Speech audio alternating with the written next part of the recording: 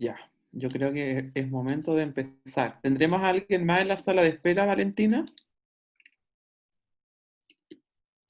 ¿No? Ya, entonces ahí en la medida que estemos, empezamos. Le ponemos play. Ah, sí, ahí estamos grabando. Bueno, buenos días a todos, todas y todes. Muchas gracias por acompañarnos este día en esta primera jornada de, valga la redundancia, las jornadas Caleidoscopio, diálogos sobre investigación en educación. Esta es una iniciativa que forma parte del curso de investigación educacional que desarrollamos en la Escuela de Pedagogía, Lenguaje y Comunicación en el tercer año. Eh, la mayoría de las personas que forman parte de esta actividad probablemente sean estudiantes de ese curso.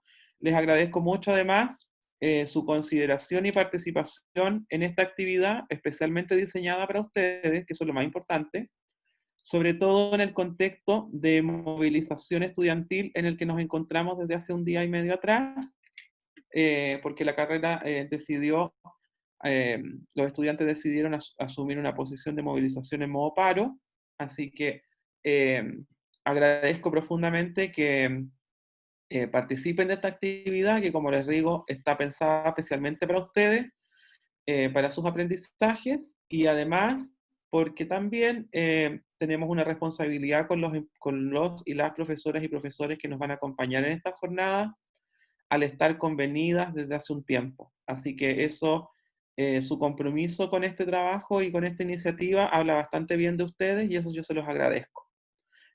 Además, el espíritu de estas jornadas, que nos van a acompañar los próximos 3 días, los primeros 3 jueves del mes de junio, tienen relación con esta idea de emancipación, de cierta manera, de ciertos currículum, una mirada más bien que apunta a abrir las circunstancias de formación universitaria, al ser una actividad abierta para la comunidad, en la que cualquiera puede participar, dentro de las, por supuesto, de las circunstancias en que nos encontramos, y que por supuesto espero que se transforme en una actividad parte de la escuela y del instituto para versiones posteriores en otros semestres y en los años que vienen, ¿no? Esta es la primera instancia, pero es mi deseo que se transforme en una actividad permanente de la facultad.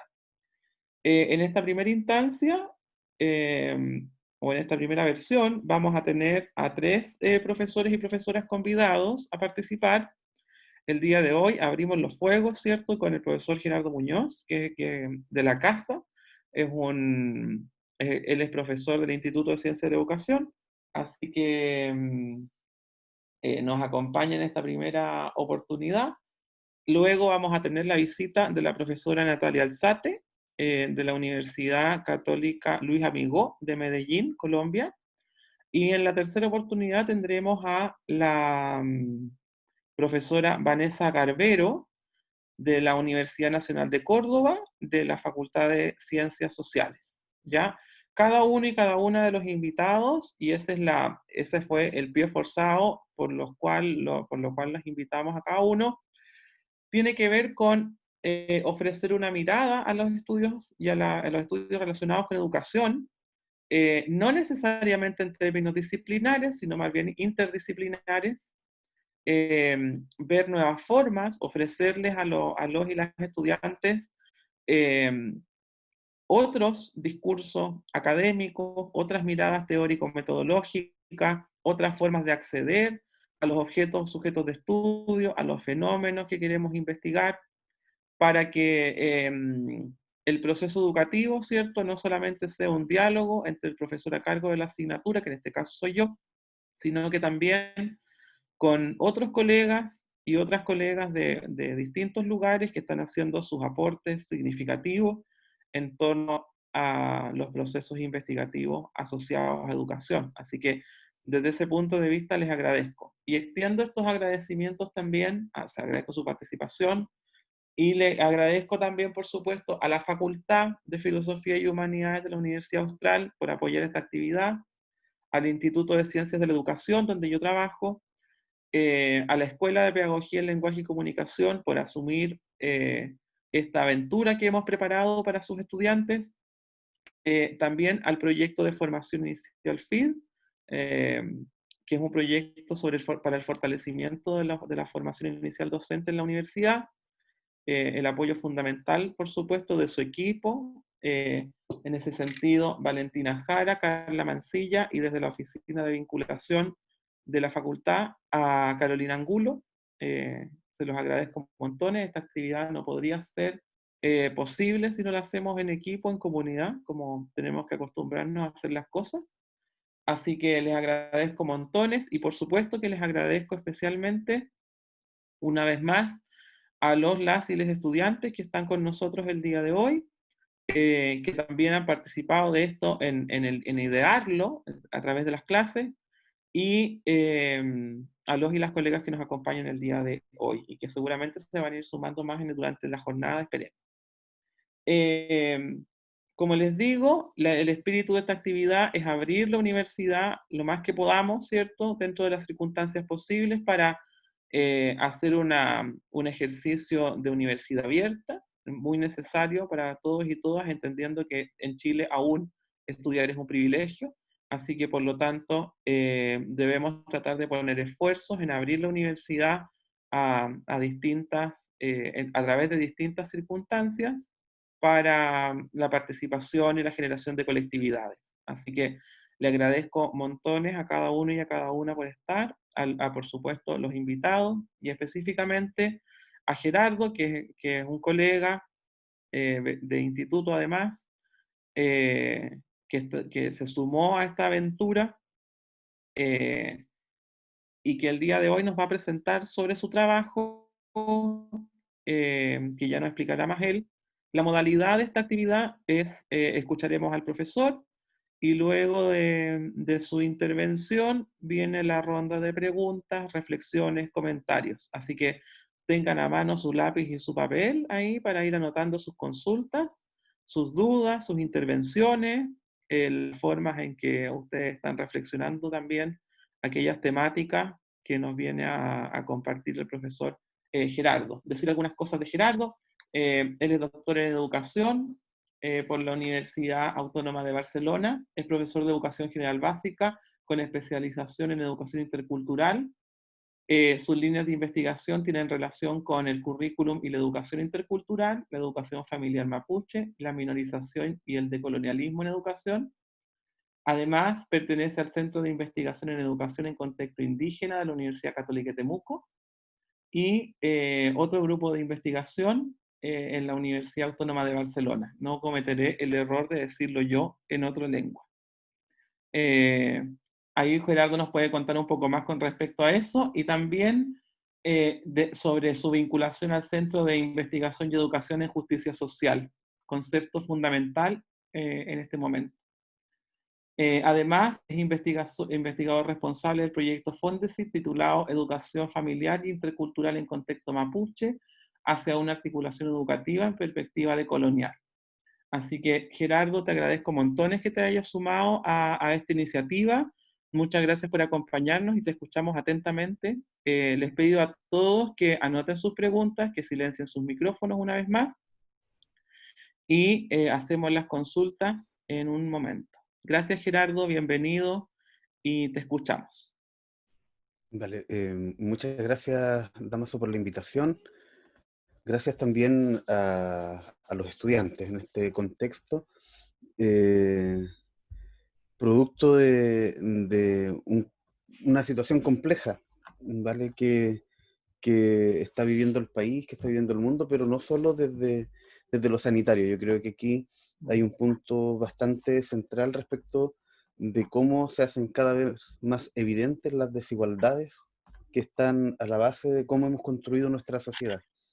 Y en ese contexto, partir declarando que uno comprende qué hay detrás, qué hay en el fondo de la movilización, Tengo como una charla. comprende también los esfuerzos que se están haciendo por múltiples días, tanto de la universidad, tanto de ustedes.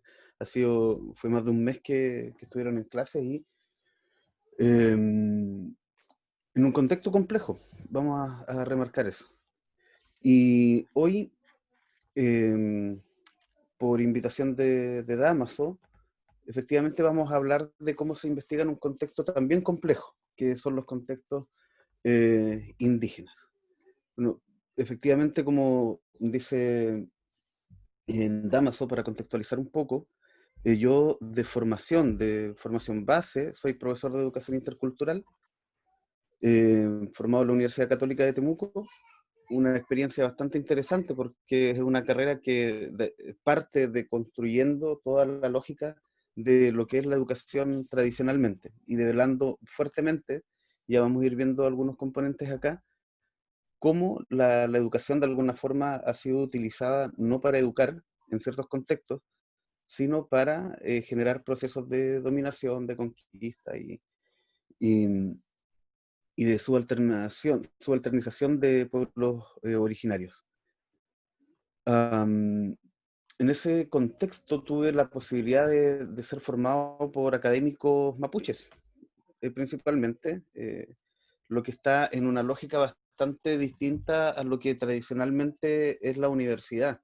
Vamos a ir viendo que la universidad, como decía Damaso, muchas veces no es un derecho, sobre todo en nuestro país, y que personas, en este caso, colegas mapuches, lleguen a puestos de alto nivel académico, no es algo normal, no es algo cotidiano, más que normal, no es algo común, y ahí hay todo un componente histórico, ¿vale? Que está marcando la exclusión de la población indígena en general, mapuche en particular en Chile, su exclusión dentro de nuestra sociedad.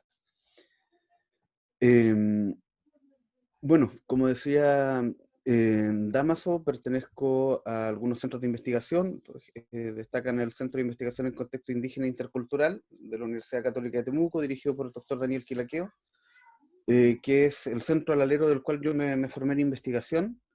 Está también el Centro de Investigación en Educación para la Justicia Social, un tema muy, muy interesante, eh, que aborda distintas áreas, ¿vale? Está dirigido por Donatila Ferrada, de la Universidad Católica del Maule, y también está el Centro ERDISC, que se llama Equip de Recerca sobre Diversidad e Inclusión en Sociedades Complexas, de un término en catalán, pero básicamente es cómo realizamos procesos educativos en sociedades complejas. Ese es el centro que tiene este centro, y que es dirigido por el doctor Miquel Ángeles Zomba, de la Universidad Autónoma de Barcelona, que fue mi director de tesis doctoral. Bueno, voy a compartir la presentación. Actualmente también, bueno, estoy en incorporación con otros centros, ya más adelante podremos ir diciendo cómo se está generando esta integración, que es un centro igual dirigido por la doctora Carla Morales, que está buscando cómo se realiza esta interculturalidad en Chile respecto de contextos que convergen, que es lo indígena y la inmigración, que muchas veces se toman como procesos distintos, como hechos distintos, pero que finalmente están en una misma sociedad. Y eso tiene una complejidad en particular. Pero bueno, la presentación de hoy se llama, o tiene por título, Investigación educativa en contexto indígena, limitantes, desafíos y proyecciones. Eh, Partir definiendo qué es investigar en educación. Y como ya de seguro han visto con Damaso en el curso, como toda investigación se sustenta finalmente en la aplicación del método científico. Eh, para construir conocimiento, en este caso sobre la realidad educativa, sobre cómo es ese escenario educativo, cómo ese escenario educativo se enmarca dentro de algo local, pero también de algo global, ¿vale? En este caso la educación, no podemos entender la educación eh, desarrollada, por ejemplo, en un colegio municipal de Valdivia, sin comprender su pertenencia a una comunidad educativa, a un entorno territorial, pero también a una ciudad, a una región, a un país, y como al pertenecer a un país, a un contexto de globalización. Entonces, la investigación educativa busca hacer ese conocimiento, busca construir ese conocimiento, como plantea principalmente Rafael Vizquerra, para generar procesos de mejora educativa. La mejora educativa no es entendida como que nos vaya mejor en el CIMSE. Vamos a partir clarificando de inmediato eso. Lo educativo tampoco se refiere específicamente a lo escolar, que es un concepto que vamos a también ir incorporando y tratando de clarificar y distanciar desde entrada para poder ver. Lo escolar se refiere netamente a lo ocurrido en el sistema escolar formal, ¿vale? Vamos a tener qué ocurre en la escuela, cuáles son las políticas estatales para eso que ocurre en la escuela, en esta educación formal. Y por otro lado, lo educativo es algo mucho más amplio, porque tiene que ver con el entorno completo en el cual se desarrolla la educación y el aprendizaje de una persona. Intervienen en lo educativo, por lo tanto, los padres, los hermanos, los amigos, la familia en general, los vecinos, la comunidad, y en una parte de eso está el profesorado, la escuela y los procesos de educación formal desarrollados.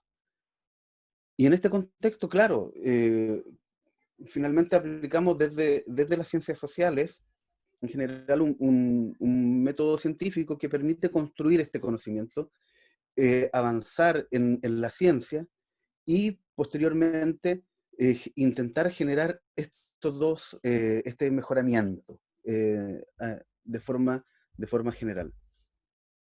Pero no tenemos que olvidarnos de que estamos hablando de que eh, al hablar de investigación en contexto o investigación educativa en contexto indígena, nosotros no podemos decir que la ciencia lo va a solucionar todo, ¿vale?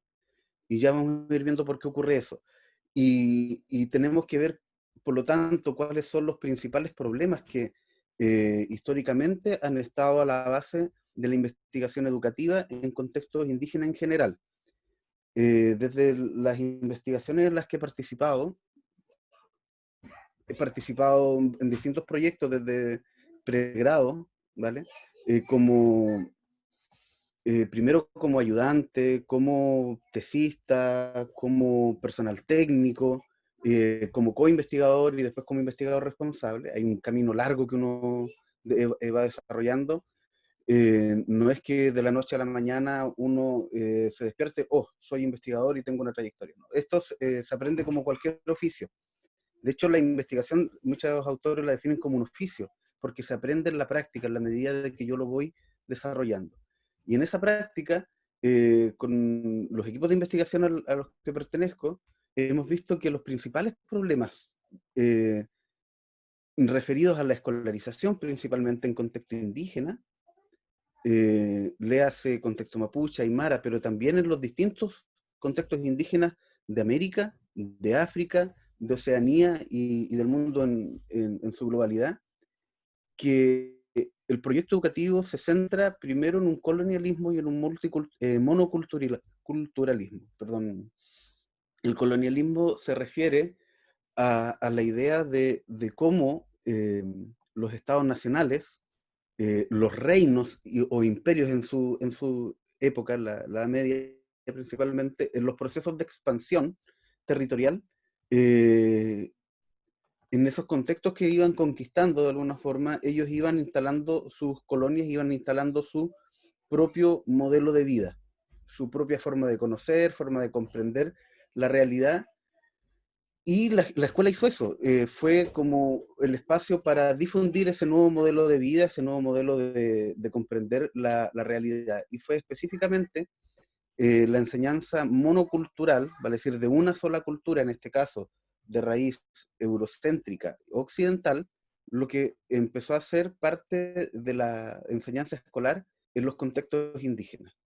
Por lo tanto, ocurrió una negación y una exclusión total de lo indígena, del saber propio y de la persona indígena en la escuela. Encontramos, por lo tanto, que expresiones tan aberrantes como, y textos que están publicados, donde se señala el proyecto de matar al indio para salvar la persona. Eso fue un clásico de la educación de 1800 y gran parte de 1900 hacia los pueblos indígenas, que era la idea de hacerlos, de borrar su cultura originaria, de borrar toda la trayectoria de vida que ellos tenían al momento de entrar a la escuela, tomarlos como un libro en blanco y volver a escribirles una historia. Por eso es que en contexto indígena ustedes van a encontrar tanta historia sobre los internados.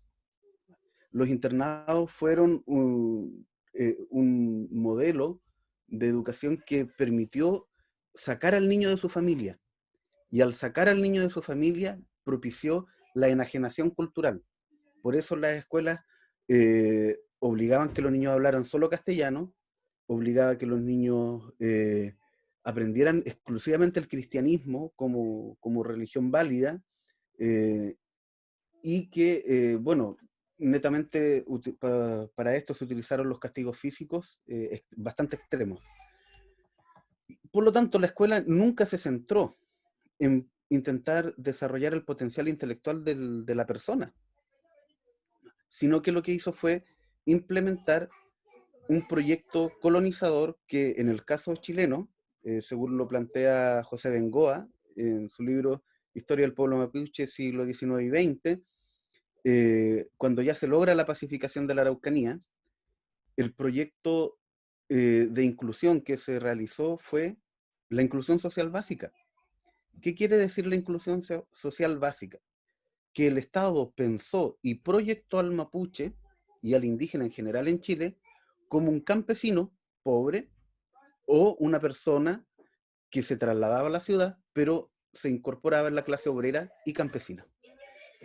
Por lo tanto, no es extraño ver que en la escuela los resultados de aprendizaje, en las escuelas en contextos indígenas en general, son malos. El aprendizaje curricular es escaso. El, pero no es escaso porque el niño no pueda aprender. Es escaso porque la historia de escolarización no se centró en desarrollar los aprendizajes curriculares. De hecho, cuando uno analiza la historia de los colegios, eh, de las escuelas normales, que era donde se formaban los profesores, el primer cambio que hubo para las escuelas rurales fue que los profesores que iban a estar en escuelas rurales, o se iban a dedicar posteriormente a escuelas rurales, en vez de tener segundo año de enseñanza secundaria cursado, podían tener solo la educación primaria. Eso ya te está diciendo que se pensó desde el Estado que el profesor que iba a ir a trabajar al campo iba a estar menos preparado curricularmente que el profesor que iba a mantenerse en la ciudad. Y eso genera finalmente una proyección en el tiempo donde a poco más de 100 años de la victoria del Estado chileno en la conquista de todo el territorio y de la Araucanía en general, genera que cuando nosotros analizamos los datos censales, la población indígena es más pobre. De hecho, según el Instituto de Estudio Indígena, lo que ocurre es que una persona, solo por el hecho de ser mapuche, tiene un 6% más de probabilidades de ser pobre o extremadamente pobre. Un dato duro. Y ese porcentaje aumenta en la medida de que la persona tiene mayor acervo cultural. Por lo tanto, las personas mapuche hablantes del mapudungun, que mantienen su cultura, sus prácticas socio-religiosas, son aún más propensas a ser extremadamente pobres que cualquier chileno. Ahí está el proyecto que como les mencionaba, de inclusión social básica, ¿vale? Y la escuela sirvió para eso. Entonces nosotros, ante estos problemas, nos decimos, ¿qué hacemos? Bueno, tenemos dos caminos. La investigación en educación nos presenta dos caminos para ir desarrollando investigación que aborde esto y que permita solucionar esto, ¿vale? La idea de la investigación es que sea un aporte en solucionar las problemáticas que ya se han ido develando.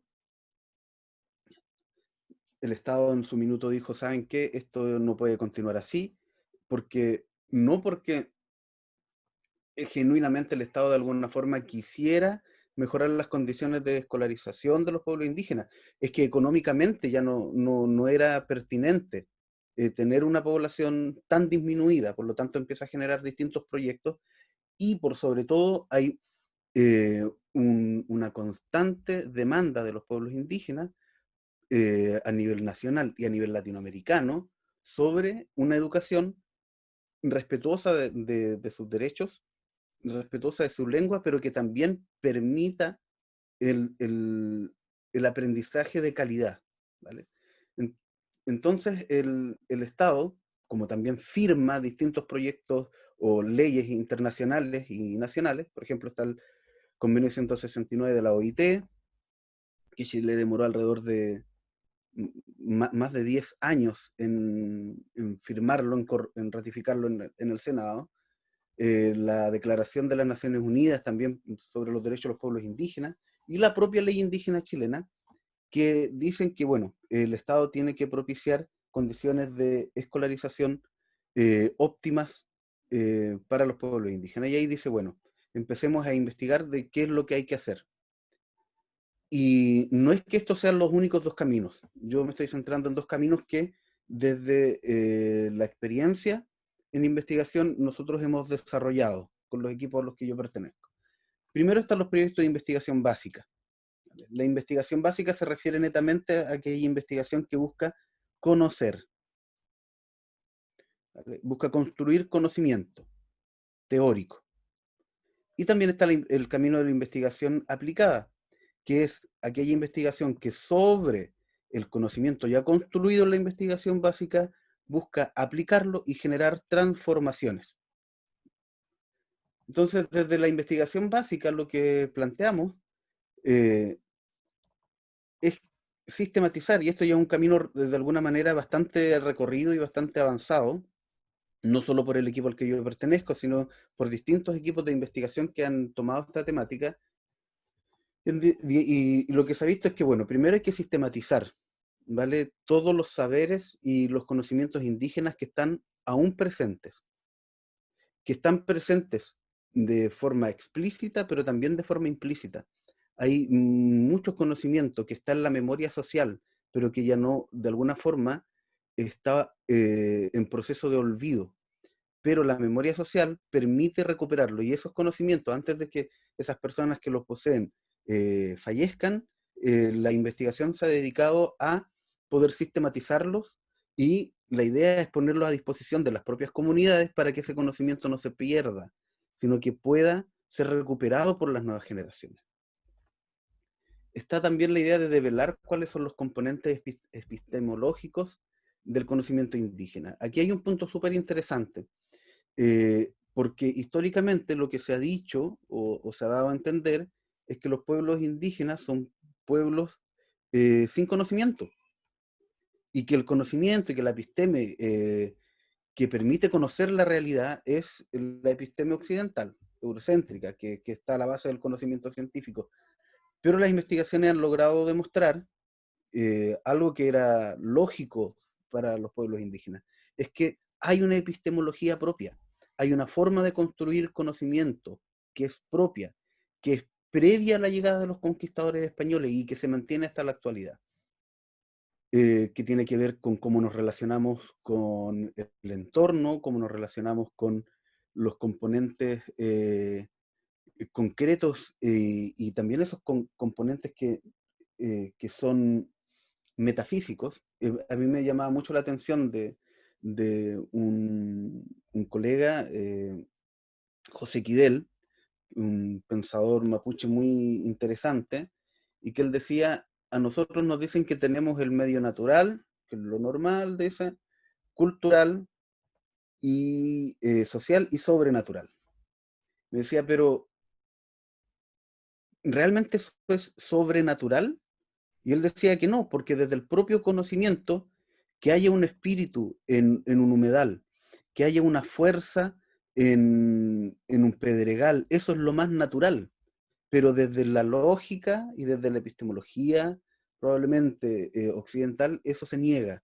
Por lo tanto, se hablaba de que el mapuche de alguna forma creía en una dimensión sobrenatural, pero él decía no, desde la propia epistemología, eso es lo más natural que existe. Por lo tanto, ya te da un componente diferenciador respecto del, de la epistemología occidental. Después, la idea de revelar los valores del saber indígena para el desarrollo, perdón, educativo escolar. También la idea de constatar cuáles son los perjuicios de la escolarización colonialista y monocultural a lo largo de la historia, componente que veíamos en la diapositiva anterior. Y también la idea de identificar pistas de acción sobre cómo desarrollar una educación intercultural que sea pertinente, que sea efectiva y que abandone el colonialismo. Este es un punto interesante porque la educación intercultural, por el hecho de llamarse intercultural, no significa que va a ser una educación pertinente a los pueblos indígenas. Ejemplo de eso, y que nos han dado las investigaciones que hemos ido desarrollando, es que, por ejemplo, el programa de educación intercultural bilingüe del Estado, el que el Estado envía, inicialmente fracasa porque hay un arraigo monocultural eurocéntrico. Es bastante extraño eso, pero en el fondo es un proyecto que no se despega de la tradición colonialista de la escuela. Y eso se ve en que es un programa impuesto por el Estado, construido de todas formas en Santiago, que representa la idea de una mayoría, pero que no representa particularidades. Un ejemplo de eso es que yo puedo tener un hermoso programa de estudio, bien construido, desde la realidad mapuche de la Araucanía. Está muy bien, pero esa realidad probablemente está centrada en un territorio. Y ese conocimiento puede estar muy bien, pero no es pertinente para la realidad, por ejemplo, de comunidades huilliches, que serían la zona de Valdivia y más al sur, o de las realidades de la zona costera, de las comunidades lasquenche o de la cordillera, que serían comunidades pehuenches. Y ese centralismo implica la idea netamente entonces de un colonialismo. Por lo tanto, la idea es identificar pistas de acción de cómo eso podemos irlo mejorando y haciendo una nueva proyección en el tiempo. Y desde la investigación aplicada, lo que hemos visto es que se puede diseñar y aplicar propuestas de educación intercultural. Hace poco terminamos un proyecto FONDEF que se centró en la creación de un modelo de intervención educativa intercultural, que fue una experiencia bastante interesante, que fue un proyecto aplicado, que se desarrolló en algunas escuelas, se hizo un proyecto piloto, y eso nos permitió hacer un segundo punto, que es evaluar lo que hicimos realmente era pertinente, qué errores tuvimos, cómo los podemos solucionar, y finalmente rediseñamos y volvemos a implementar.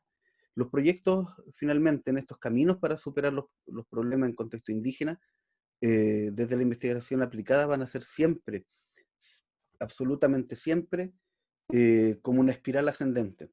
Siempre vamos a dar una vuelta a un ciclo, pero con esa vuelta a un ciclo de diseño, aplicación, evaluación, análisis y rediseño, como cualquier espiral, vamos a ir avanzando. Vamos a hacer ciclos, pero ciclos que avanzan en el tiempo. Y de eso se trata la investigación educativa. ¿Vale? Lo que yo investigué ayer o el año pasado, si lo vuelvo a retomar hoy, claramente va a haber un cambio, porque yo algo fui aprendiendo, la investigación me permitió aprender sobre eso que estoy investigando y seguir profundizando en el conocimiento. Y dentro de los resultados que hemos ido viendo es que, bueno, existen profundas, por un lado, profundas diferencias entre el conocimiento mapuche y escolar, pero así como están esas diferencias, están las posibilidades de generar una articulación entre ese conocimiento. Y eso es lo que se denomina contextualización curricular. Eh, no es lo mismo, no es lo mismo que yo tenga que enseñar un contenido curricular cualquiera, por ejemplo, el flujo de masas. Flujo de masas yo lo puedo enseñar en cualquier escuela, ¿vale?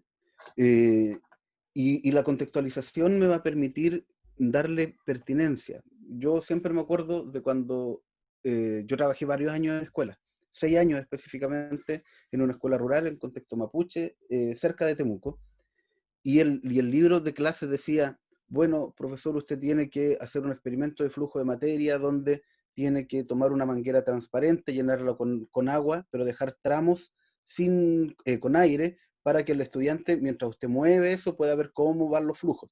Y para eso me pedía que yo la llenara en el primer piso y subiera al segundo piso de la escuela para poder generar los cambios con los estudiantes. Por mucho que la escuela pudiera comprar la manguera transparente, por mucho que agua tuviéramos todo el año, yo no podía construir un segundo piso en la escuela para poder hacer el experimento, ¿vale? Asimismo, como cuando el estudiante, por ejemplo, en educación matemática, yo le hablo de razones y proporciones, probablemente le estoy hablando en un idioma que él no entiende. Pero si yo le pregunto a un estudiante sobre un terreno de 1 hectárea, por ejemplo, voy a sembrar trigo, ¿cuánto trigo necesito? El estudiante sabe cuánto trigo necesita. Y si le digo cuánto trigo voy a cosechar, el estudiante sabe por propia experiencia que si siembra un saco de trigo, cosecha, un ejemplo, 7. Pero el estudiante también sabe manejar variables, porque el estudiante te dice, es que eso depende de si en tal mes llovió. Si hubo lluvia en tal mes, el grano engordó, por lo tanto hay más. Pero si ese mes no hubo lluvia, el grano se adelgazó y va a cosechar menos. Por lo tanto, hay todo un componente de experiencia del estudiante que sabe ver, por ejemplo, cuándo va a llover o cuándo no. Pensemos en un estudiante de primero básico, que se supone que no sabe leer, pero sí sabe que va a llover. Pero ese niño, yo no puedo decir entonces que no lee, porque ese niño está leyendo las nubes, está decodificando símbolos que están en la naturaleza, pero que en el currículum estamos excluyendo. Por lo tanto, hay posibilidades de articular, sí, totalmente. Otro punto que para nosotros fue muy interesante es que si bien la lengua originaria es un componente central de la educación intercultural, las familias nos decían que gran parte del conocimiento mapuche puede ser enseñado en castellano. Y para nosotros eso fue algo muy interesante. Y nosotros les decíamos por qué. Ya, pero es que yo puedo contar un EPEU, que es un tipo de narrativa, que el equivalente no es lo mismo, pero el equivalente sería una fábula. Yo eso lo puedo hacer en castellano, que es la lengua que el niño está dominando, y tener las mismas enseñanzas y generar los mismos aprendizajes. Pero también nos decían que habían conocimientos que no son posibles de enseñar en castellano. Y voy a hacer el paralelo con el otro punto que está en la diapositiva, que es, existen conocimientos que son enseñables en la escuela, conocimientos mapuches que son deseables de que se enseñen en la escuela, pero hay otros que no. Tiene que ver con esa lógica, con cómo yo comprendo y le doy connotaciones y significados culturales a los conocimientos en función de cuáles son los espacios. Y ahí empieza a funcionar toda la lógica de la educación propia. Por ejemplo, yo no podría enseñar en la escuela sobre espiritualidad mapuche. La familia te va a decir, es que el profesor no tiene que enseñar eso, porque eso es parte de la educación familiar. Porque de partida el profesor no sabe,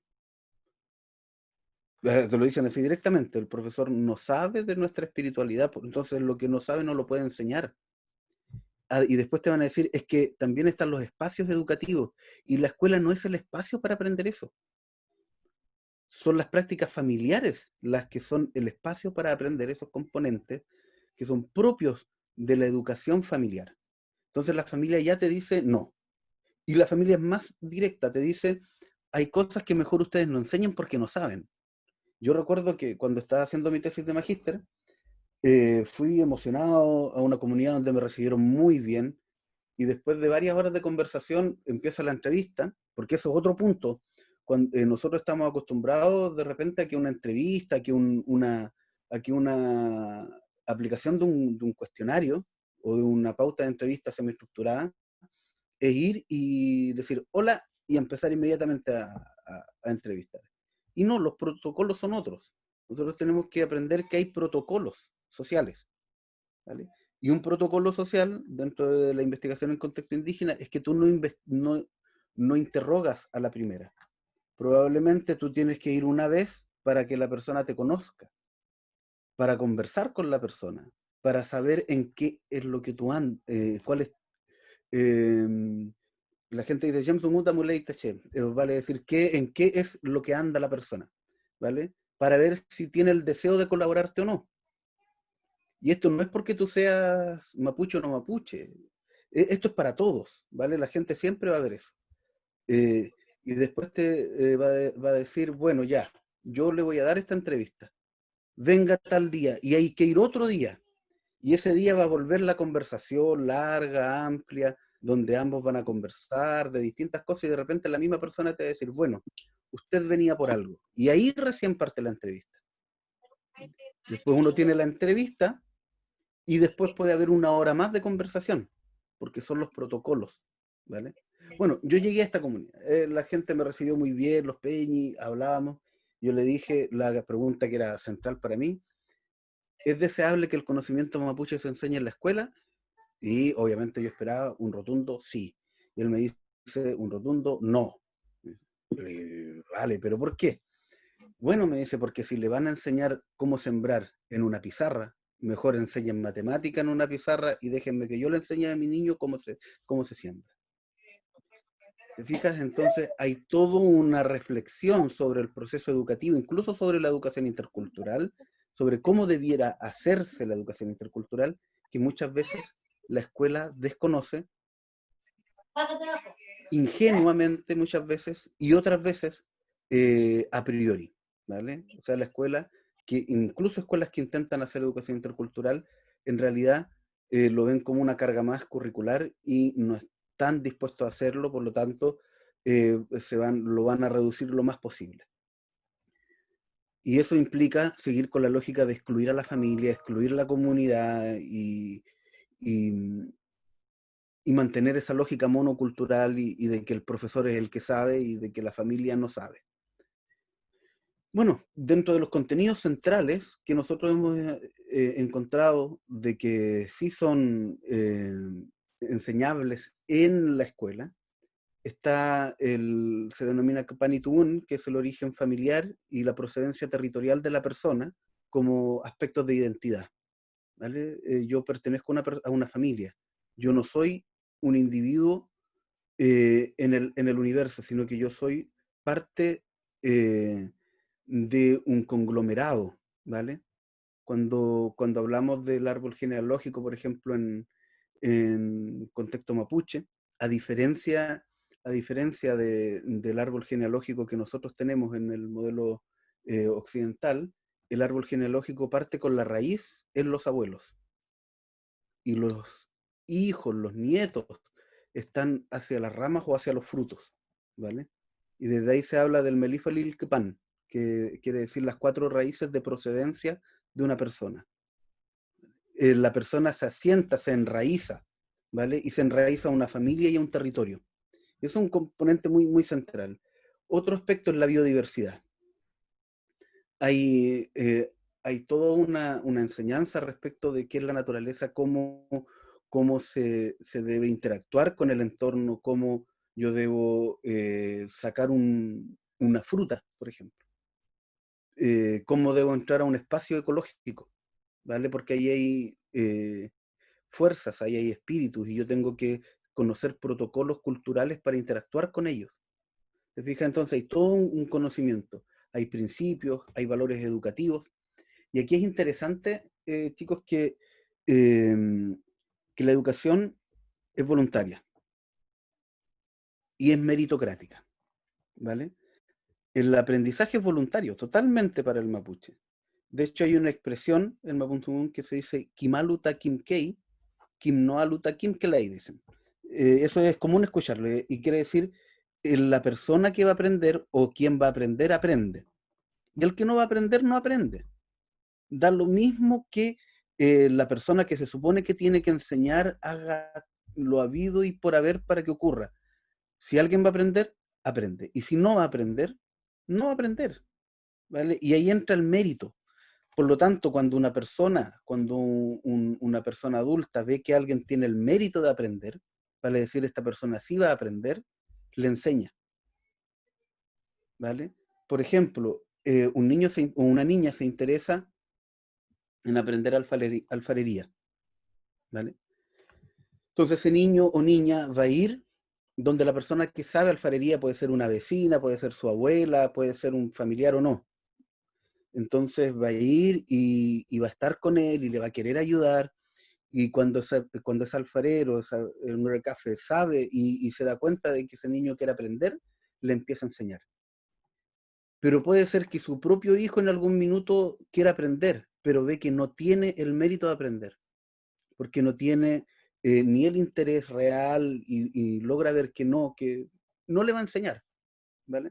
Va a preferir enseñarle al nieto del vecino o a la nieta de la vecina en vez de a su propio nieto o a su propio hijo. ¿Por qué? Porque hay una lógica del mérito, ¿vale? Del demostrar que yo quiero hacerlo, ¿vale? No es demostrar que tengo la habilidad, es demostrar el deseo de, ¿vale? Eh, y bueno, después, esto todo desde una lógica de la existencia de una educación propia. Y esta educación propia, por mucho que hayan pasado siglos de intentos de borrarla, está en la gente. La educación propia, el marco epistemológico, ¿vale? El sistema de saberes y de conocimientos, por mucho que haya sido intervenido desde el Estado, se mantiene, ¿vale? Por mucho que la escuela haya hecho que los papás no enseñaran a sus hijos el Mapuntumun. Una vez me encontré con una familia hablante y el hijo no era hablante. Entonces yo les digo, ¿por qué su hijo no habla Mapuntumun? Y me dicen, sencillo, para que no le peguen como me pegaban a mí, me dijo. Porque era el mismo profesor el que me pegaba, me dijo. Entonces la familia genera, como cualquier familia, va a generar resguardos, ¿vale? Resguardos físicos. Pero ese niño no significa que no vaya a aprender, porque ese niño ve que el papá al interior de la familia, por mucho que le haya propiciado que él hable castellano, sigue hablando con todo el entorno familiar en Mapuntumun.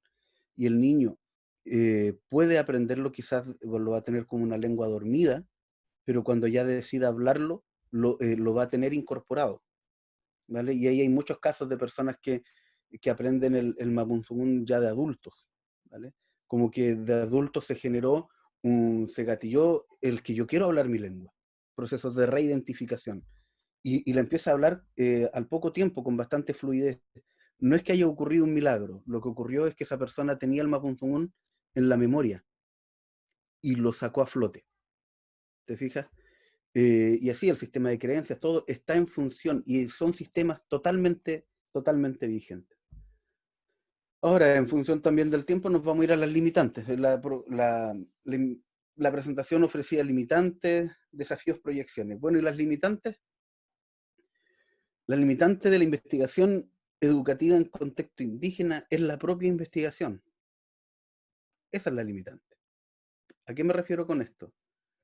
Es que la investigación en contexto indígena tiene un historial de abusos horrible, ¿vale? La investigación científica probablemente sea una de las peores cosas que le ha ocurrido a los pueblos indígenas junto con las invasiones coloniales, ¿vale?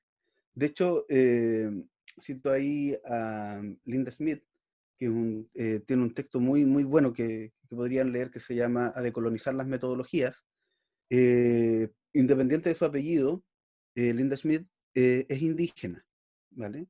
Eh, y ella dice, bueno, primero, cuando tú hablas de investigación en cualquier contexto indígena, viene el horror a la mente de la gente, por lo que vivió o por el recuerdo de lo que los antepasados vivieron.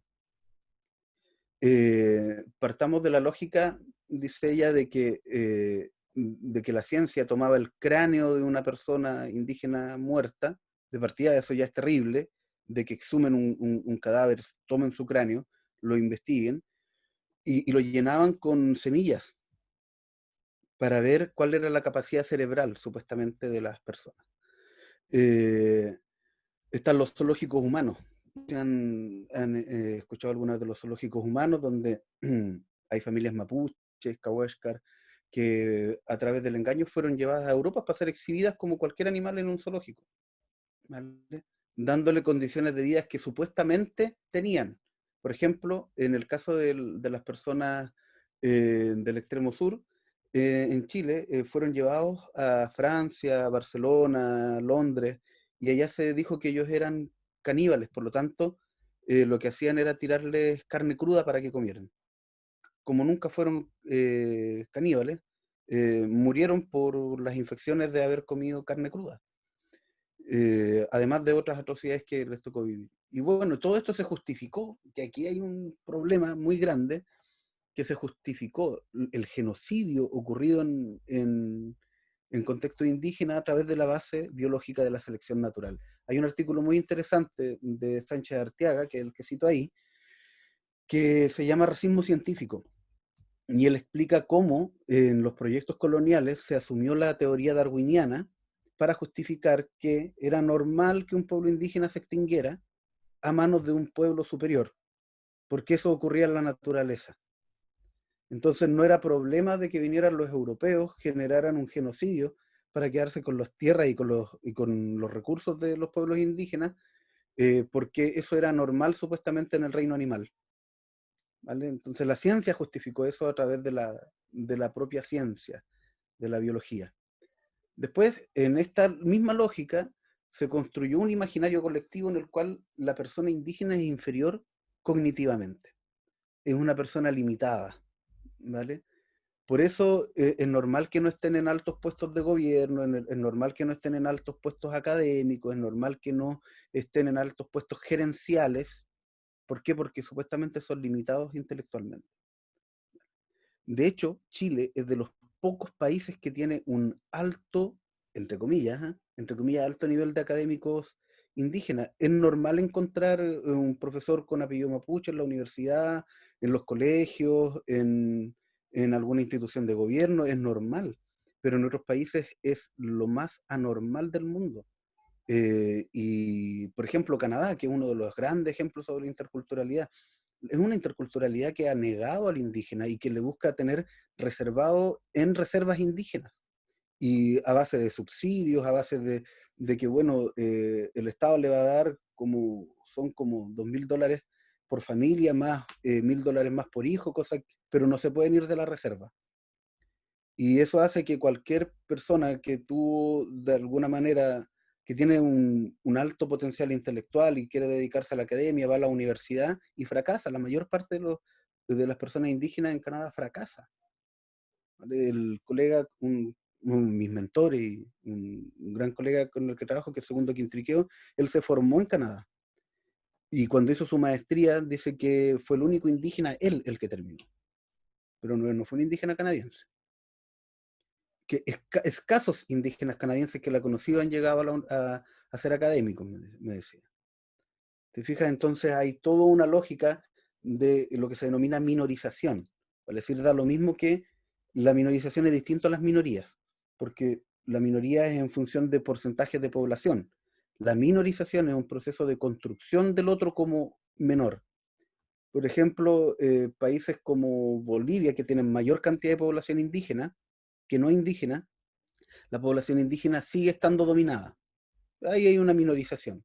¿Te fijas? Un grupo menor de gente se mayorizó para generar el dominio. Y eso lo ha ayudado a la investigación, por eso es un problema a la hora de investigar. Segundo, en la investigación en educación tiene como problema que es el propio profesor el, el que se configuró como un agente colonizador en la escuela.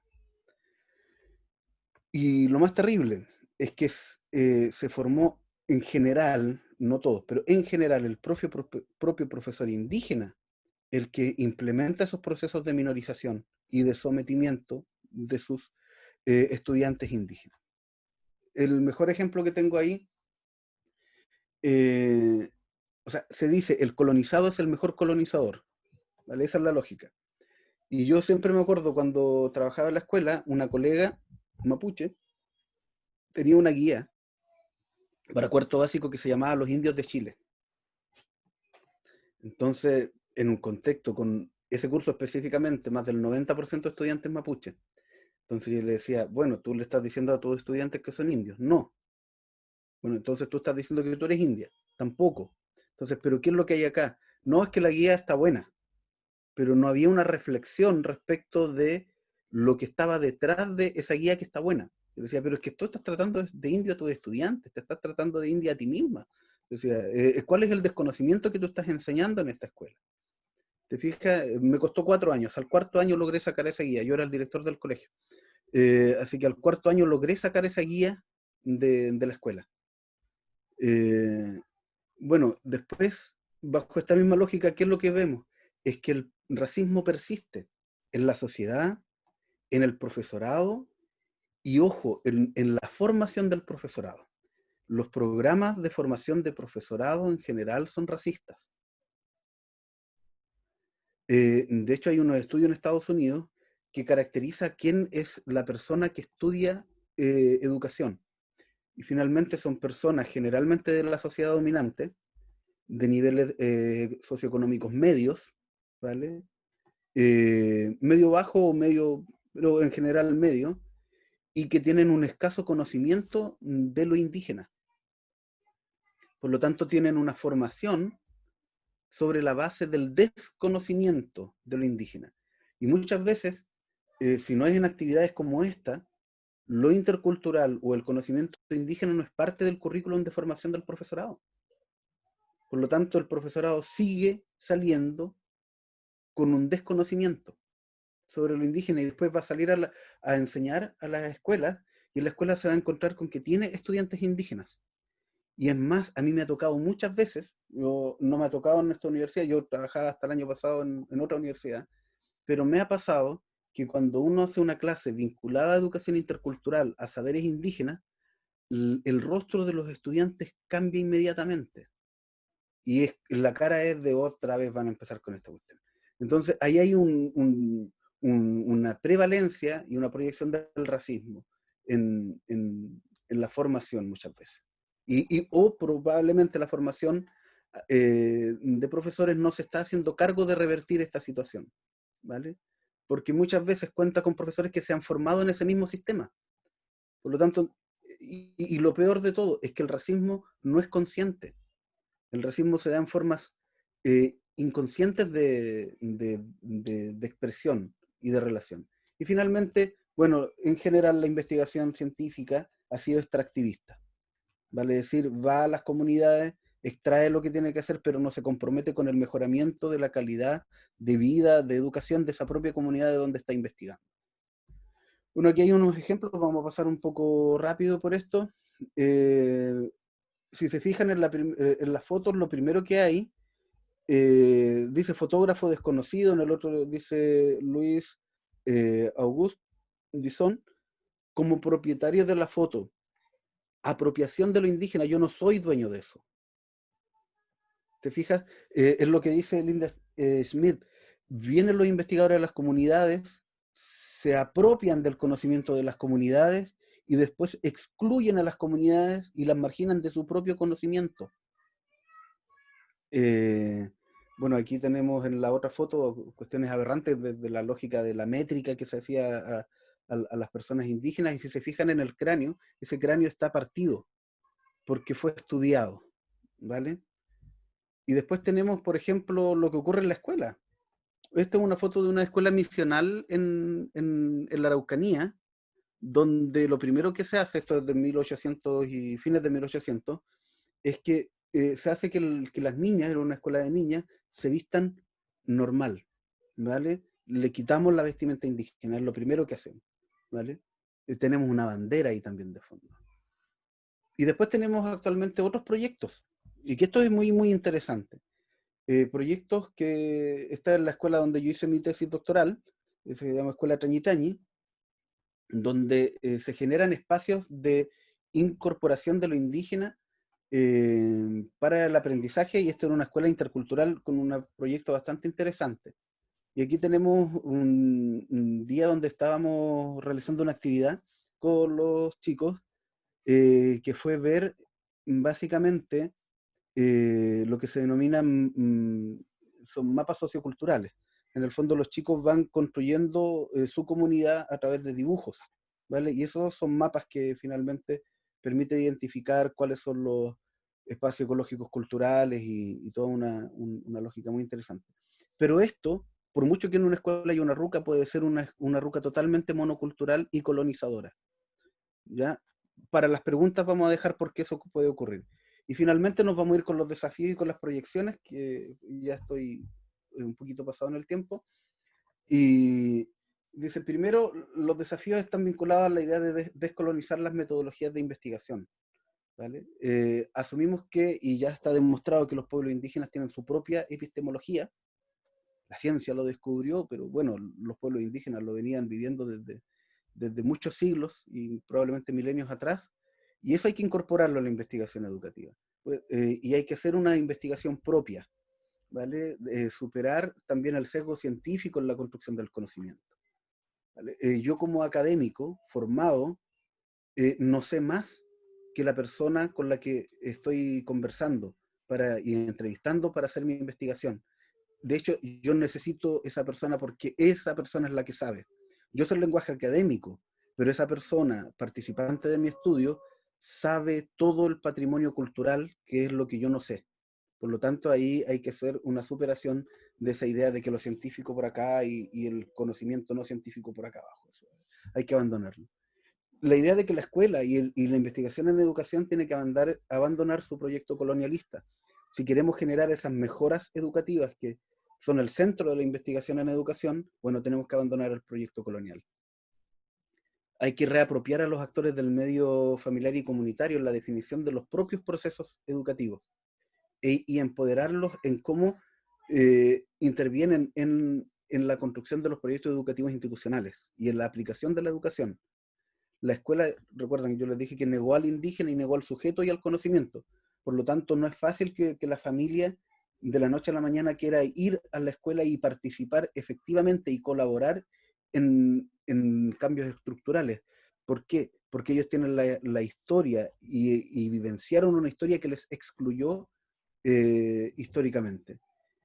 Y finalmente, hay que construir una metodología de investigación educativa, el mayor desafío, desde lo indígena para lo intercultural y no al revés. Eso es, muchas gracias.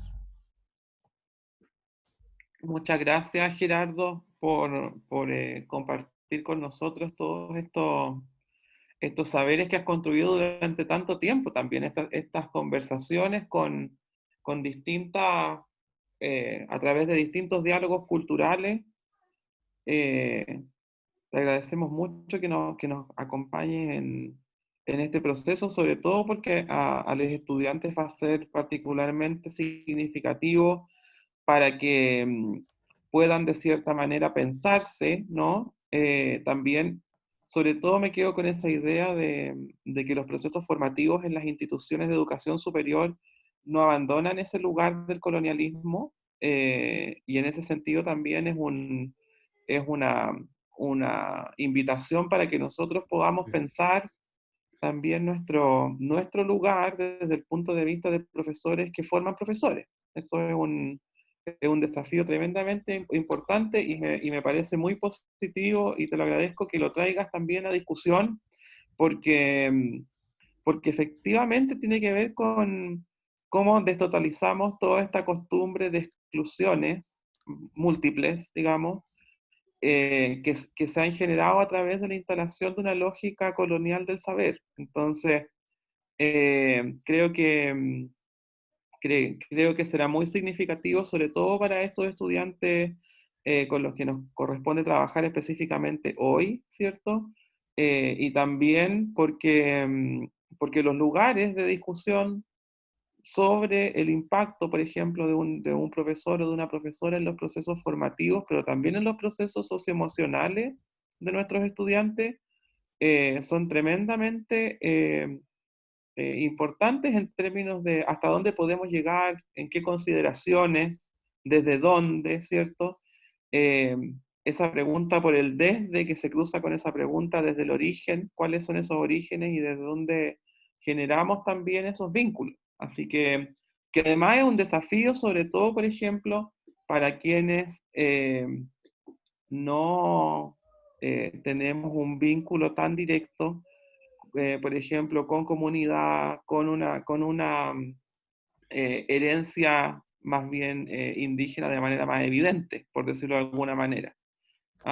No sé si lo estoy diciendo bien, porque como no es mi área, entonces tiendo a tratar de entender desde el saber colonial. Y eso también se lo transmito a las personas que están aquí. O sea, mi cabeza, por ejemplo, funciona desde esa lógica, pues, desde la lógica del saber colonial. O sea, me criaron a palos entre Foucault y Bourdieu, por ejemplo, que no tiene nada no tiene nada de latinoamericano, por ejemplo. Entonces, es interesante saber cómo estos procesos de formación docente y las trayectorias educativas nos están perfilando, ¿cierto? O nos guían por ciertos caminos donde aparece también la importancia de la autonomía. Y en esa autonomía, que la autonomía siempre, bueno, puede ser relativa, diría Bourdieu, ¿no? Pero también esos procesos de autonomía nos permiten también pensar en una vía para ejercer un lugar emancipatorio, que en el fondo es uno de los desafíos de la educación, generar que los sujetos puedan construir sus propias vías de emancipación en diálogo con los distintos proyectos de sociedad con los que conviven. Eh, Vamos a abrir los micrófonos para las personas que quieran realizar comentarios, preguntas, inquietudes. Invito especialmente a los estudiantes para que puedan hacer consultas al profesor. Así que los micrófonos están abiertos para quien quiera desarrollar alguna consulta o un comentario. Apreciación, todo es bienvenido. Quién quiere comenzar? Siempre la primera persona es es el lugar más difícil, porque esto es como romper ahí el silencio. Profesor, yo. Jocelyn, buenos días. Buenos días. Bueno, en primer lugar quiero agradecer porque encuentro que es sumamente interesante toda la investigación y es sumamente también importante, sobre todo para los que nos estamos formando como futuros docentes. Encuentro que es muy importante tener este tipo de conocimiento, porque realmente, por lo menos en la universidad, no hay tantos ramos como que te acerquen a lo que es... Eh, a lo que es el contexto indígena. O sea, hay muy pocos, entonces yo creo que es importante igual para nosotros como estudiantes, porque sabiendo que en un futuro vamos a tener alumnos que proceden de estas etnias. Pues. Entonces yo encuentro muy interesante toda la investigación, así que igual lo felicito ahí a la persona que está exponiendo, porque muy interesante, y sobre todo, y realmente es muy importante para nosotros manejarnos en este ámbito. Gracias, Jocelyn. ¿Alguien más quiere hacer un comentario, una pregunta, una consulta? Por ahí los micrófonos. Sí, yo quiero hacer una pregunta. Glenda. Sí. Cuando el profesor habló sobre no la expectativa versus la realidad, sino lo que en la investigación, cuando uno espera una respuesta y no es la respuesta que esperamos. No sé si se entiende. Ya, por ejemplo, yo lo tomé como la expectativa en la investigación versus la realidad. ¿Eso se transforma en una limitante o se puede llegar a transformar en una limitante también? Una pregunta. Muy buena pregunta, muchas gracias. va a depender, eso va a depender de cómo nosotros lo tomemos. Para mí no es una limitante, así abiertamente. Yo lo vería como una posibilidad, ¿vale? Porque si nosotros nos posicionamos en algún paradigma clásico de investigación, que es ir a comprobar en la práctica lo que la teoría dice, claro, es una limitante.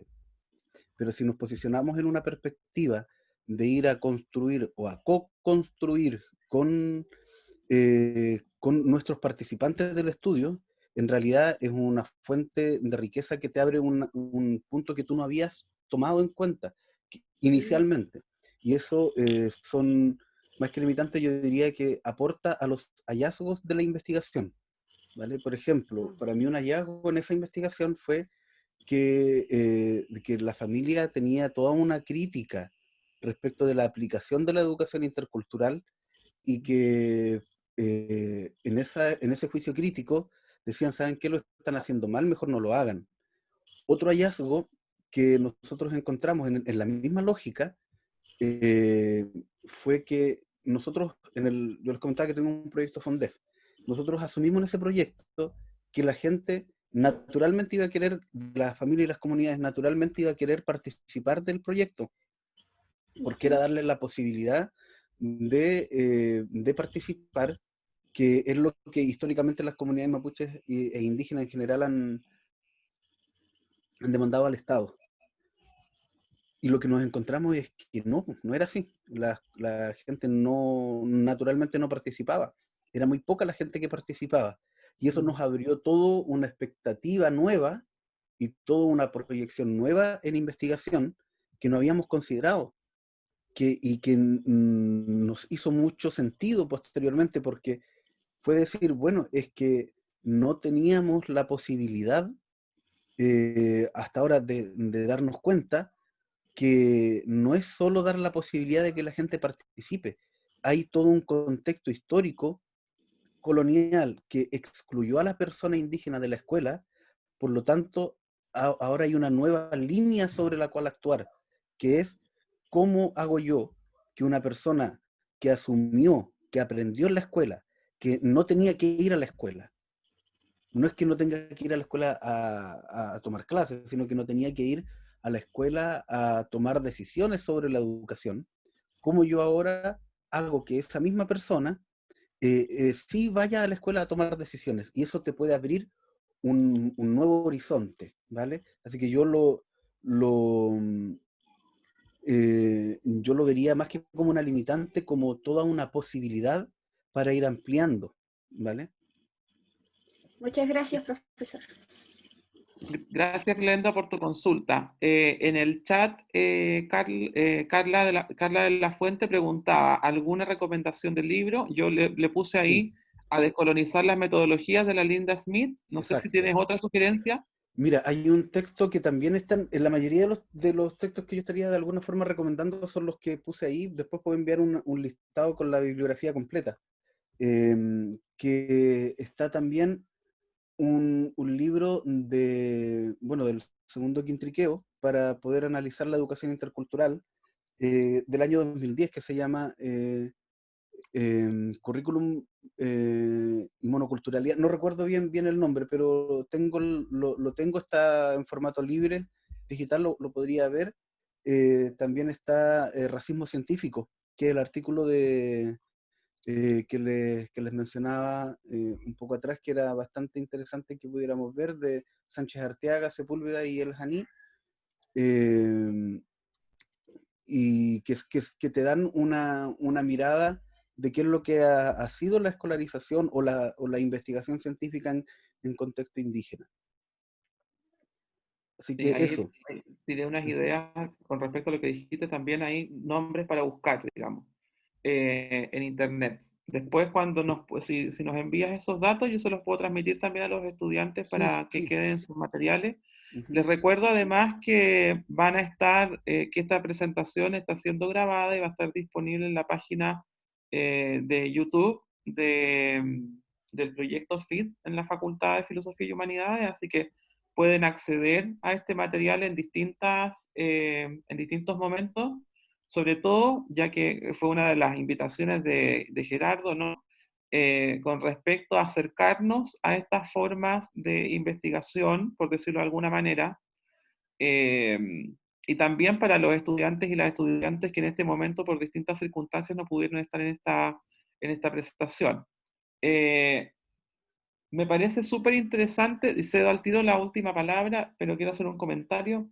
Me parece muy interesante el proceso en que se puede vincular, por ejemplo, esta idea de investigación-acción participativa, por decirlo de alguna manera, como método, eh, y el vínculo posible de hacer desde el punto de vista de la gestión escolar y cómo a través de los diseños de los proyectos educativos institucionales, por un parte, ¿no?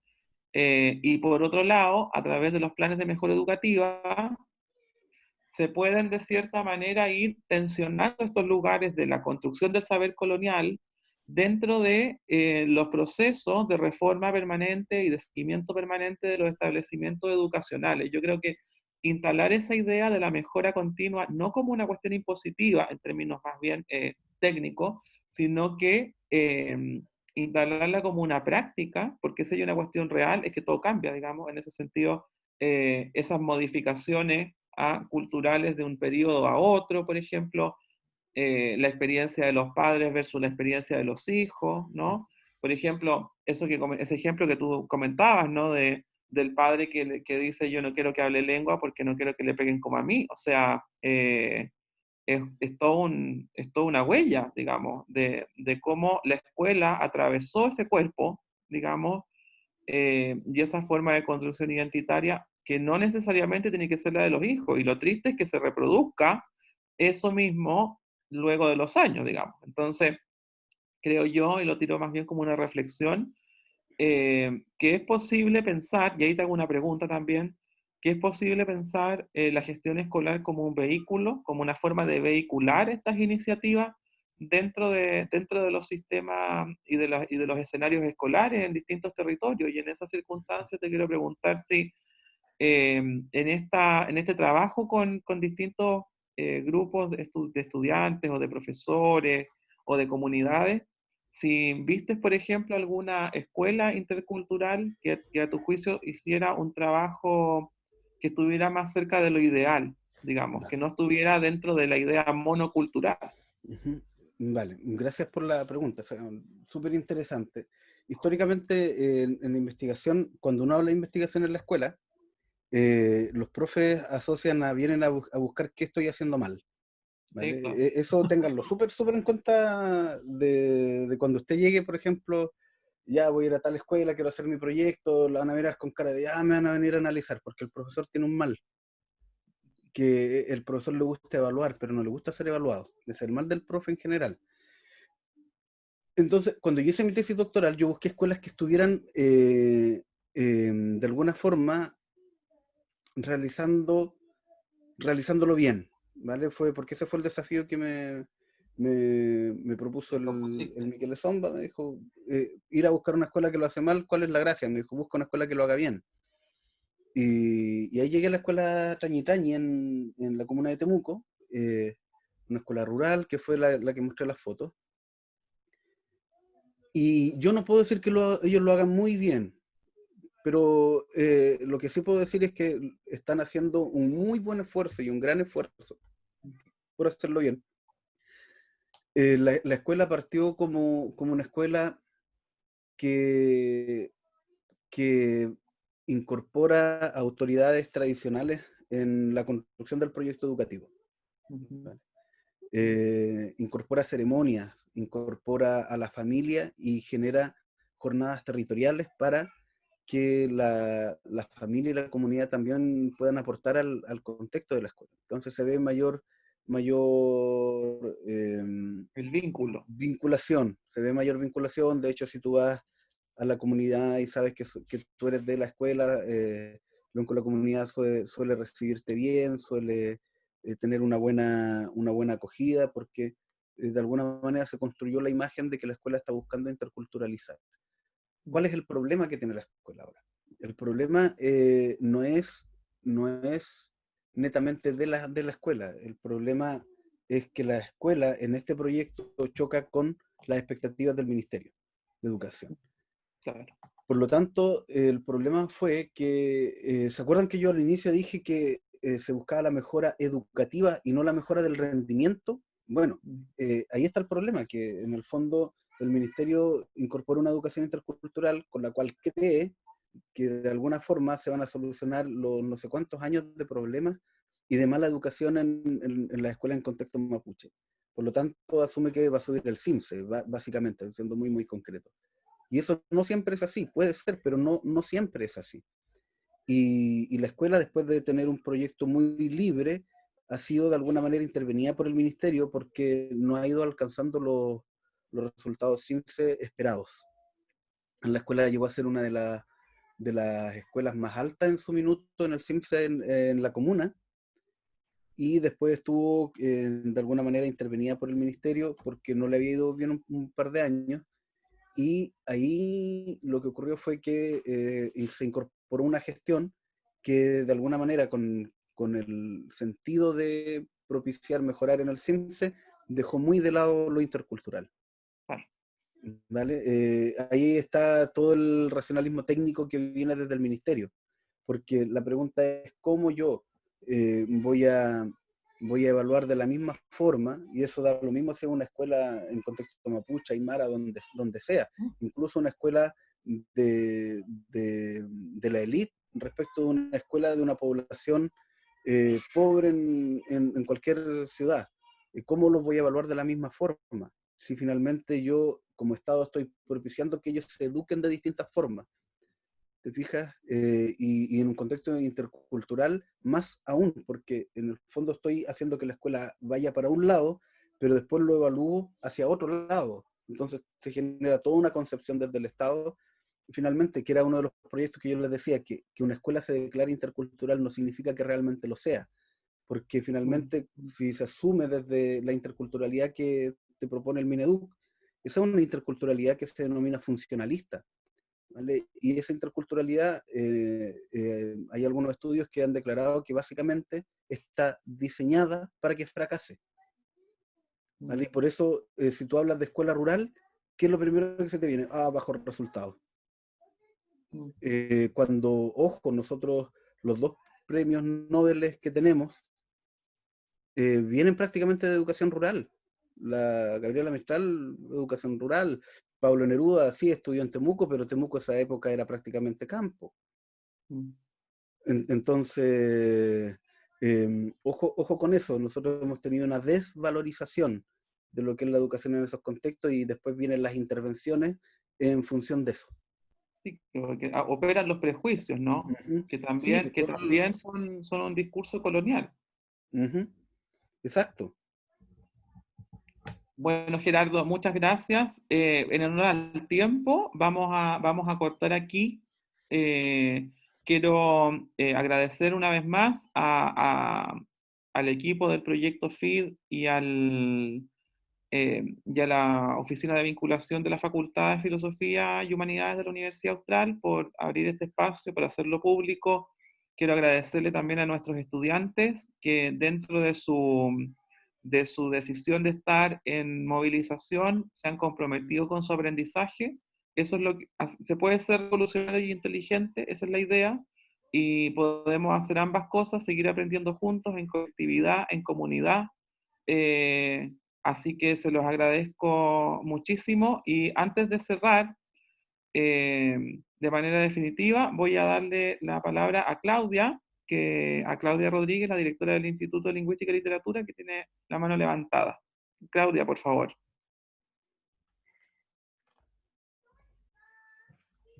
Bueno, gracias. Como ya te estaba despidiendo, no sé si ya es el momento de hacer una última consulta. No había visto tu mano, perdón. Ya, bueno, saludarte, Gerardo, felicitarte Igualmente. por esta exposición, muy pertinente en todas las épocas, ¿no es cierto?, no solamente en estos contextos. Y justamente a partir del último que señalabas, ¿no?, que hay una educación intercultural de carácter más funcional también. Si pensamos la escuela no como un espacio que reproduce esta asimetría, ¿no es cierto?, y que busca esta utopía de la interculturalidad, porque hay que trabajar para esa interculturalidad. Podemos pensar también la figura del educador, del profesor, efectivamente como un mediador de esos conocimientos distintos, de las epistemes y de los paradigmas, ¿no es cierto?, que provienen de mundos tan distintos, pero que finalmente en el mismo espacio escolar lo que está reproduciendo es la experiencia intercultural de un contexto, ¿no es cierto? Entonces, quizás a mí me gustaron mucho esas diapositivas, sobre todo la que decía que a pesar de estas diferencias existen las posibilidades de articular, ¿no es cierto?, una perspectiva intercultural. Pero entonces sí se podría pensar que efectivamente desde el mundo mapuche en este caso, como pudiesen ser las otras culturas, estos otros saberes pueden ser transmitidos desde los propios chicos, y que el profe medie, ¿no es cierto?, esos conocimientos. No que nos enseñen, sino que no lo enseñe el profesor, y que se compartan, digamos, conocimientos, porque el otro también tiene que saber porque es parte de su contexto, ¿no? Y esa sí podría ser una de las modalidades de esta perspectiva intercultural, ¿no? No sé qué opinas, porque efectivamente un profesor que no tiene esa formación y que no pertenece, le va a costar, pero sí puede mediar este puente entre esas epistemes distintos, ¿no? Que es lo que va a posibilitar no solamente conocer, sino convivir en un espacio, digamos, Claro. de características Sí, interculturales. muchas gracias ¿Sí? por la intervención, porque en efecto, no significa, cuando nosotros hablamos de que debemos propiciar una formación más intercultural, no significa que todos los profesores van a salir expertos en un pueblo indígena. Eso sería imposible, porque también nosotros tenemos distintos pueblos indígenas en el país. En el país existen a lo menos 7 reconocidos por el Estado con distintos niveles de vitalidad lingüística, y uno no sabe dónde va a ir a trabajar posteriormente.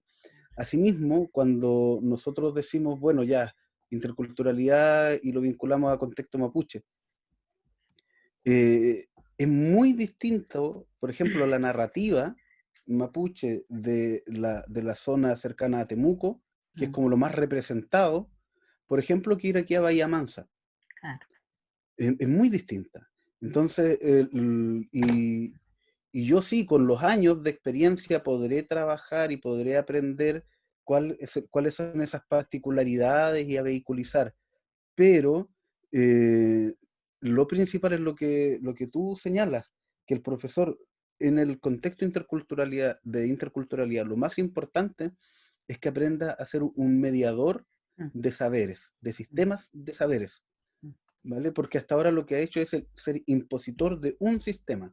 Ahora lo que tiene que hacer es pasar al otro lado, a ser la persona que abre la posibilidad a la coexistencia de sistemas de saberes y una pluralidad natural dentro del aula. Y un ejemplo ahí muy interesante se dio cuando en la escuela donde yo hice mi investigación, en Trañi Trañi, que por el proyecto de educación intercultural trabajan con un educador tradicional, que es una persona de la comunidad, que es mapuche hablante, que es reconocido por la comunidad por tener dominio de la lengua y de la cultura.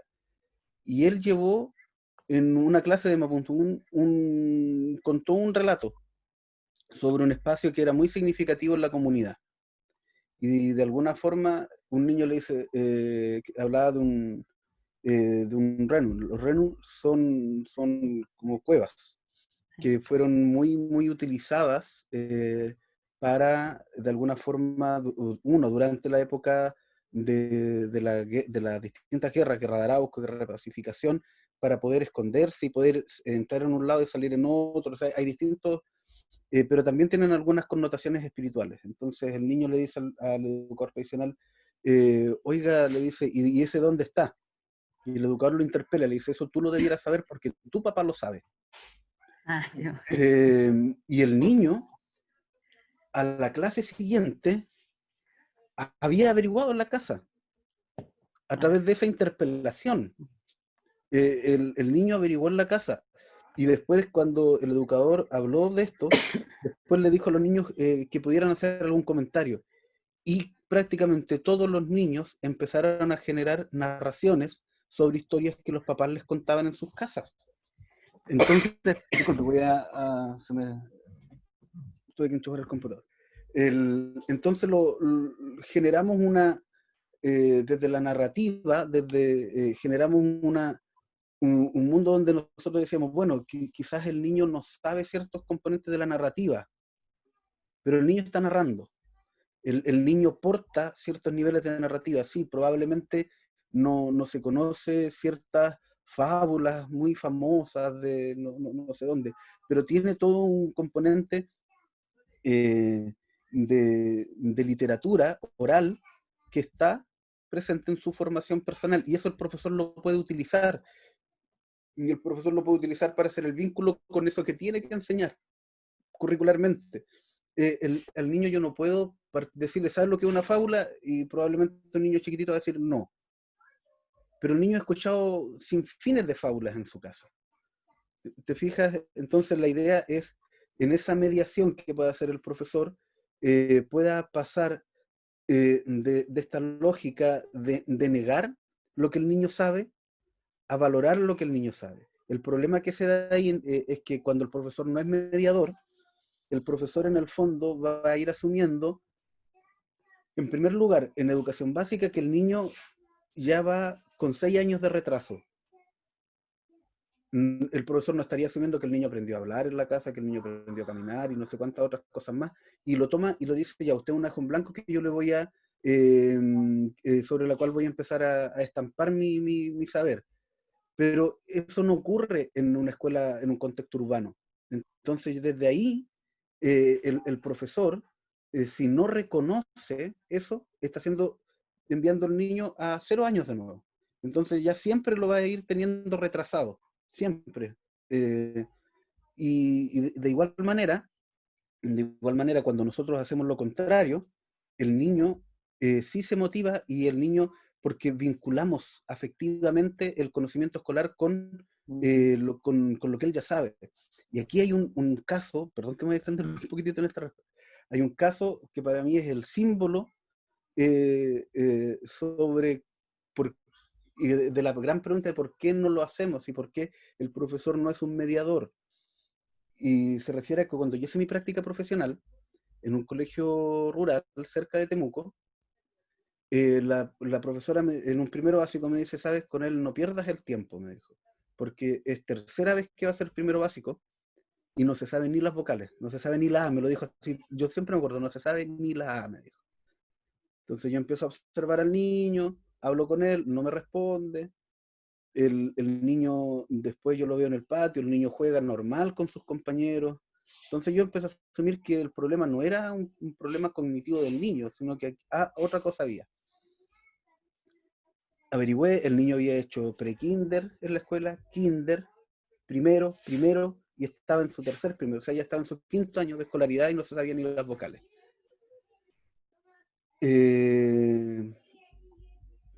Para ir directo al grano, el niño no hablaba castellano. Y la escuela en 5 años no se dio cuenta de que ese niño no hablaba castellano. Entonces, como yo me acerqué y le hablé, no me dijo nada. Le empecé a saludarlo más y empezó a responder. Y así descubrimos que habían 5 niños en ese curso que dominaban mayoritariamente el mapuzungún más que el castellano. Y cosas que la escuela no va viendo. Entonces se genera toda una apuesta de cómo yo medio. Y de cómo yo, desde mi conocimiento, desde mi poco conocimiento, o incluso desde mi desconocimiento, pero con la motivación, puedo ir y buscar estrategias donde yo sea el puente entre el conocimiento y el aprendizaje del niño. Súper, muchas gracias, Gerardo. Gracias, Gerardo. Gracias, Claudia, por tu pregunta. Tremendamente interesante. Esto es un tema que debemos volver, como bien dice por ahí Glenda en el chat. Ya podremos inventar más reuniones, más trabajos colaborativos de distinta índole. Valeria comenta en el chat, muchas gracias, dice, es interesante e importante el tema, como decía Jocelyn, y creo que nos ayuda a sentar las bases de una educación en contexto indígena desde nuestra disciplina también, igual dice. Y es importante porque la literatura y la lengua se crean en estas realidades, igual que ya nos queda poco para egresar. Y no hemos tenido tantas oportunidades para discutir estos temas, así que muchas gracias. Y Andrés dice en el chat, sí, es importante, dado que nuestro contexto geográfico y cultural es muy probable que como profesores trabajemos en colegios rurales y conozcamos más diversidad cultural, ¿sí? Que no tan solo habitan lo rural, digamos. Así que, qué bueno que les parezca interesante este desafío. Quiero agradecerle nuevamente a Gerardo por aceptar acompañarnos y compartir con nosotros sus investigaciones, su mirada.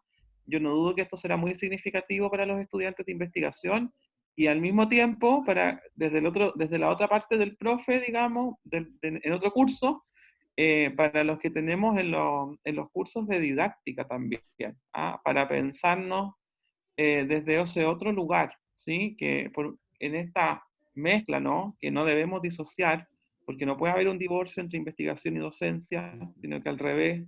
Así que les agradezco mucho a todos, a todas y todes. Como les comenté, esto va a quedar en el canal de YouTube del FID, la brevedad posible. Le agradezco al equipo FID y a Vinculación. Y los dejo a todos invitados para la próxima semana en el mismo horario y por el mismo canal, así como lo hacían en la tele, porque la próxima semana nos acompañará la profesora Natalia Alzate. Ella es educadora de párvulos de formación y su especialidad es infancia y lo vamos a trabajar desde la investigación en educación, desde la estética en términos más filosóficos y desde la literatura. Va a estar muy interesante. Natalia es una investigadora joven, brillante, muy buena, y seguramente va también, así como Gerardo, a dejarnos muchas invitaciones a reflexionar y a abrir nuestra mirada desde la investigación y desde la docencia. Así que un abrazo grande a todos, a todas y todos, que tengan una buena tarde y nos veremos pronto, pues el próximo jueves. Gracias Gerardo, gracias a todos. Vale. Chao. Muchas gracias. Que estén muy bien. Muchas gracias. Gracias. Gracias. Hasta luego.